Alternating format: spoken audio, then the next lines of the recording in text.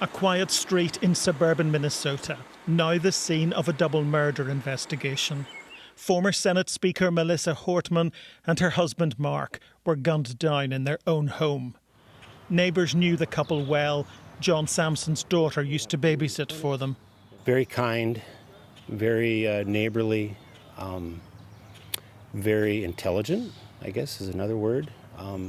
But just very, nice to talk to, and you never heard a foul word or anything like that. I know that, being in legislature and that type of thing, you cross the other side of the aisle, or she would know other people that were on the other side of the aisle, but it didn't matter to her. The politics was never brought into the neighborhood.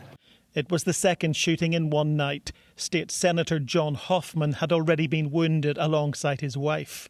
Police sent to check on the senator's colleague were too late and exchanged fire with a man, but he escaped. In the suspect's car, they found a list of other Democratic politicians. Their security now stepped up. The gunman was dressed as a police officer, wearing a flak jacket and badge, armed with a taser. And he drove a car with flashing lights, enabling him to approach this house without suspicion until he got inside and opened fire.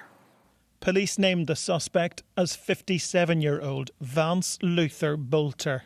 That chart's a couple of months old. And it's reminiscent of other attacks on politicians. Take a look at what happened.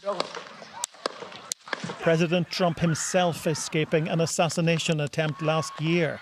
He says this kind of violence won't be tolerated. Minnesota's Democratic governor calling for unity. This was an act of targeted political violence. Peaceful discourse is the foundation of our democracy. We don't settle our differences with violence or at gunpoint. Melissa Hortman was a Democrat but voted with Republicans last week, withholding health care for undocumented migrants to get a budget bill through, something she didn't find easy. I know that people will be hurt by that vote, and